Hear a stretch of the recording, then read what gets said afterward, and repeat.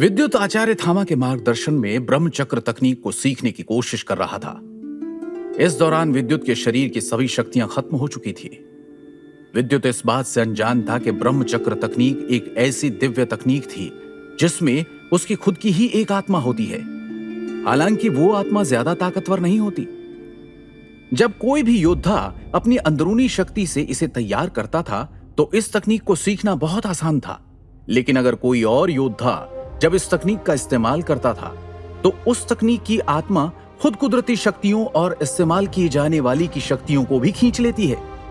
लेकिन विद्युत एक पहले स्तर का योद्धा था, जिसके कारण उसके शरीर की शक्तियां बहुत कम थी। यही वजह थी कि विद्युत अपने होश खो बैठा और बेहोश हो गया था। हालांकि विद्युत इस तकनीक को रोक नहीं पाया क्योंकि वो अभी इतना काबिल नहीं था। ब्रह्मचक्र एक ऐसी खास तकनीक थी जो एक बार तैयार होने के बाद वापस नहीं ली जा सकती थी और इसका मुकाबला आम स्तर के योद्धा नहीं कर सकते थे। ऐसा कहना गलत नहीं होगा कि वो एक झटके में ही मारे जाते थे। जब आचार्य की नजर विद्युत पर पड़ी कि वो बेहोश हो चुका है तो उनका ध्यान चक्र की ओर गया, जो इंतजार कर रहा था कि उसका मालिक कौन है। विद्युत के बेहोश होने के बाद वो चक्र पूरी तरह से आजाद हो गया और आकाश में घूमता हुआ वो चक्र विद्युत की ओर तेजी से बढ़ने लगा। ये देख आचार्य थामा के चेहरे पर परेशानी आ गई और उनके मुंह से चीख निकली, विद्युत!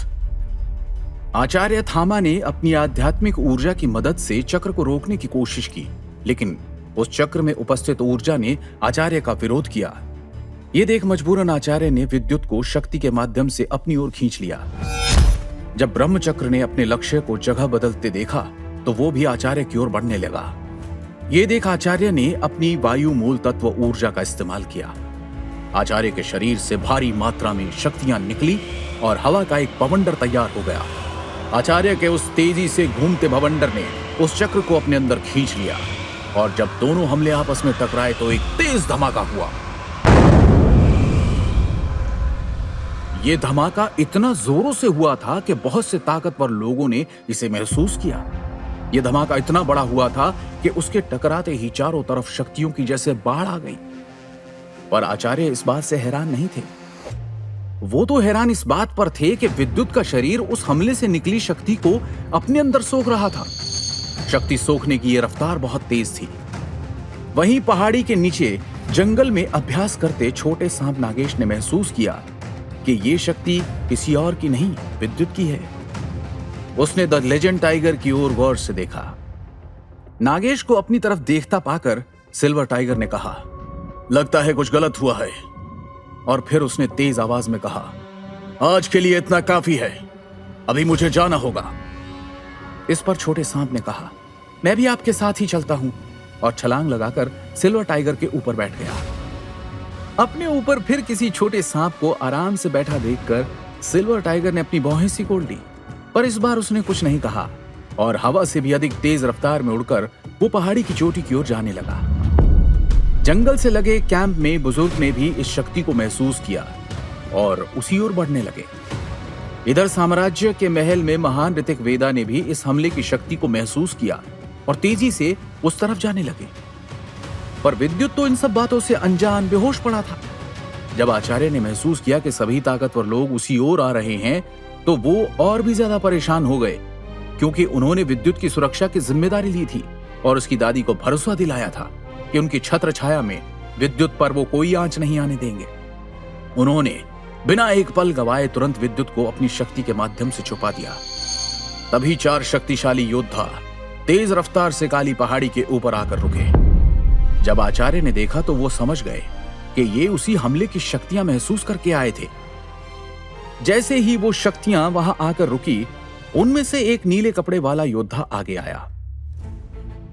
ये योद्धा कोई और नहीं बल्कि साम्राज्य इंद्रपुरी के रक्षक और लीडर महान ऋतिक वेदा थे। महान ऋतिक वेदा की नजरें किसी को ढूंढ रही थी। उनके शरीर से लगातार शक्तियां निकल रही थी। तभी आचार्य थामा बोले, क्या हुआ ऋतिक, तुम किसे ढूंढ रहे हो? ऐसा कहते वक्त उनके चेहरे पर मुस्कुराहट थी। जब महान ऋतिक वेदा ने सुना तो उन्होंने परेशान होते हुए कहा, थामा, वो योद्धा कहाँ है जिसकी शक्तियां हमने महसूस की थी? ये सुनकर आचार्य थामा ने कहा, कौन सा योद्धा? वो तो मैं ही था।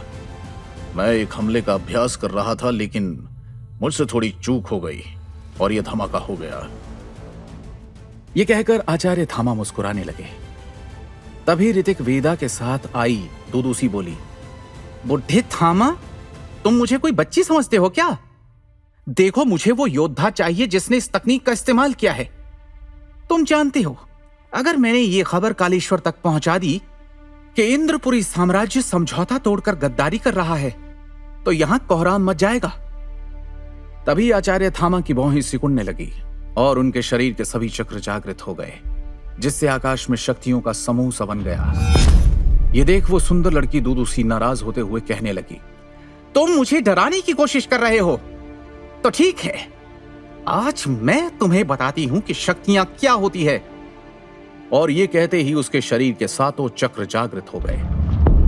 दुदुसी के शरीर से निकलती शक्तियों की वजह से आकाश में उपस्थित शक्तियों में टकराव हुआ, जिससे वहां हवा तेज हो गई और बिजली कड़कने लगी, जिसे देखकर बुजुर्ग द्रोण ने कहा, महान ऋतिक वेदा, रोकिए इन्हें, वरना फिर से एक महायुद्ध हो जाएगा जिसमें न जाने कितने योद्धा मारे जाएंगे। तभी आचार्य थामा ने अपने सभी चक्र जागृत किए, जिससे आकाश में वो सभी स्थिर हो गए। उनके हाथों में एक नीली आभा नजर आ रही थी। तभी एक दिव्य जानवर की हुंकार सुनाई दी। सभी की नजर उस ओर गई।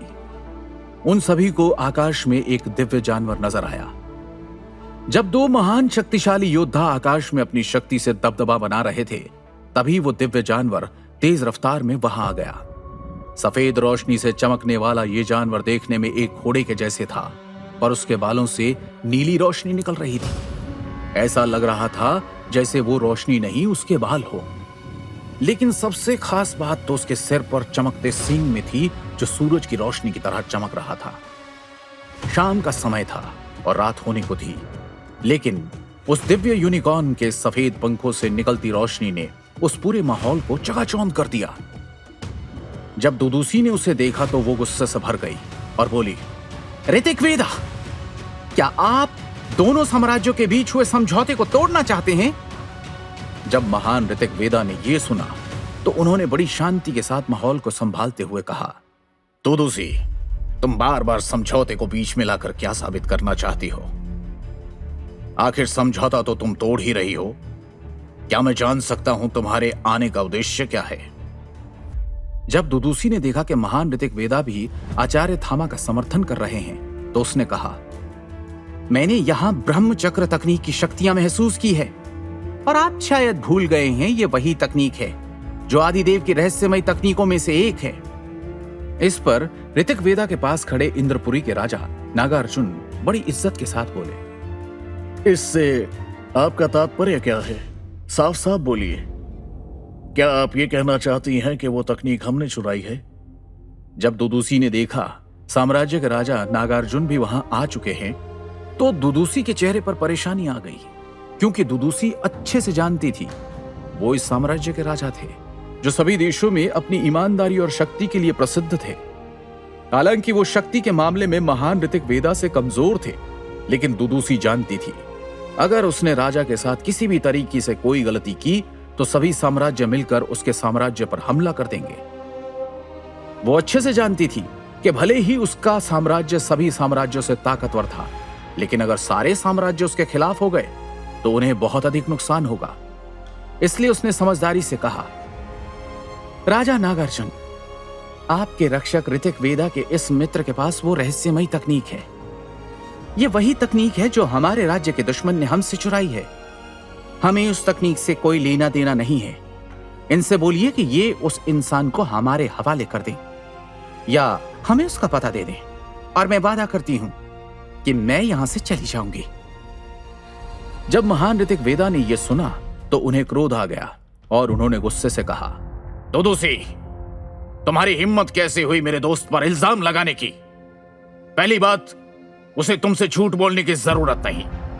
दूसरी बात, मेरा दोस्त इतना कमजोर नहीं है कि किसी पर चोरी छुपे हमला कर उसकी संपत्ति को चुरा ले। वो महान थामा द लेजेंड है, उसने आज तक किसी के पीठ पीछे वार नहीं किया। अगर तुम्हें भरोसा नहीं है तो मैं कुछ नहीं कर सकता। और सबसे बड़ी बात, यहां आते वक्त मैंने थामा की शक्तियां महसूस की। यह हमला उसका नहीं था। यह तकनीक भले ही वही थी, पर जिसने भी यह हमला किया वो इंसान अभी पहले स्तर का योद्धा होगा। उसकी शक्तियां मामूली थी, ये बात तुम भी जानती हो। तो आगे से किसी पर इल्जाम लगाने से पहले सोचकर बोलना, वरना अगली बार मैं खुद इस समझौते को तोड़कर तुम्हें जान से मार दूंगा। उसके बाद भले ही मुझे अकेले पूरे साम्राज्य से लड़ना पड़े।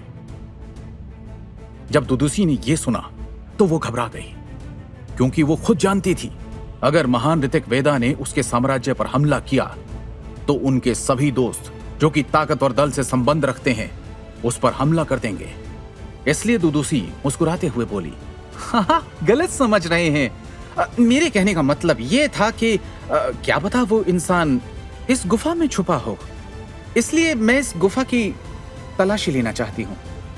जब दुदुसी ने यह कहा तो आचार्य थामा के माथे पर परेशानी नजर आने लगी, और इससे पहले कि कोई कुछ बोलता वहां तेज दहाड़ की आवाज सुनाई दी। जब सभी ने उस तरफ देखा तो वहां एक सिल्वर टाइगर हवा में चलता हुआ उसके करीब आया और बोला, इतने सारे ताकतवर लोग आज मेरे घर पर आए हैं। जब दुदुसी ने देखा तो वो समझ गई कि अब उसका प्लान खराब होकर ही रहेगा, क्योंकि ये सिल्वर टाइगर किसी भी कीमत पर नहीं मानेगा। और सबसे बड़ी बात, इसका भाई जो कि एक हाई रैंक का दिव्य जानवर था, उससे दुदुसी काफी घबराती थी। जब दुदुसी ने देखा कि वो टाइगर उसके सामने आ गया है तो वो 2 कदम पीछे होकर बोली, मुझे तुम्हारी गुफा की तलाशी लेनी है। जब सिल्वर टाइगर ने यह सुना तो उसने एक दहाड़ निकाली, जिसके बाद जंगल से 5 और 6 स्तर के करीब 100 से अधिक जानवर हवा में उड़कर सामने आने लगे। तभी सिल्वर टाइगर ने कहा, ऐसा करने की सोचना भी मत। मुझे फर्क नहीं पड़ता अगर साम्राज्य का समझौता टूट भी जाए, पर मैं तुम्हें जिंदा नहीं छोड़ूंगा। अब अगर तुम मेरे जंगल में दोबारा नजर आई तो तुम यहां से जिंदा नहीं जा पाओगे। महान ऋतिक वेदा जानते थे सिल्वर टाइगर एक राजा था इस जंगल का, और वो उसकी शक्ति से परिचित थे। इसलिए उन्होंने आदर से कहा, महान टाइगर, दुदुसी को लगता है कि आपकी गुफा में उसके साम्राज्य का दुश्मन छुपा है। वो इतना बोले ही थे कि उससे पहले ही टाइगर ने उन्हें रोकते हुए कहा, कैसी मूर्खों वाली बात कर रहे हो? आप सभी अजय स्तर के योद्धा हैं जो अकेले किसी भी साम्राज्य को खत्म कर सकते हैं। क्या आप लोगों को भी आम इंसानों की तरह तलाशी लेनी पड़ेगी? मैं अपनी अंदरूनी शक्ति से महसूस कर सकता हूं कि मेरी गुफा में कोई भी नहीं है, और अगर होगा भी तो वो जीवित नहीं बचेगा। मेरी गुफा में मेरी मर्जी के बगैर कोई भी नहीं जा सकता है। यह कहने के बाद वो दुदुसी के एकदम पास आ गया। उसके बड़े साइज के दांत दुदुसी के छोटे चेहरे के सामने थे। सिल्वर टाइगर की नाराजगी को देखते हुए दुदुसी ने शांत रहना ही उचित समझा, और वो कुछ सोचते हुए बोली, ठीक है, मैं समझ गई, लेकिन अगर मुझे पता चला कि इंद्रपुरी साम्राज्य ने कालेश्वर साम्राज्य के दुश्मन को पनाह दी है तो समझ लेना फिर कोई समझौता नहीं रोक पाएगा इंद्रपुरी साम्राज्य को बर्बाद होने से। यह कहकर वो तेजी से उड़ते हुए चली गई। ये देख ऋतिक वेदा बोले, मित्र थामा, क्या तुम राजघराने के महल आ सकते हो? मुझे जरूरी मुद्दे पर तुमसे बात करनी है। मुझे लगता है कि वो दिन दूर नहीं जब इस साम्राज्य को एक और महायुद्ध का सामना करना पड़ेगा। आचार्य थामा ने कहां छिपाया है विद्युत को? क्या सचमुच छिड़ सकता है महायुद्ध? क्या दुदुसी का गुस्सा शांत हो गया था, या वो एक बार फिर लौट कर आएगी उस अनजान शख्स को खोजने के लिए? ब्रह्म योद्धा द डिस्ट्रॉयर के सारे एपिसोड्स को सुनने के लिए डिस्क्रिप्शन में दी लिंक से डाउनलोड करें पॉकेट FM ऐप।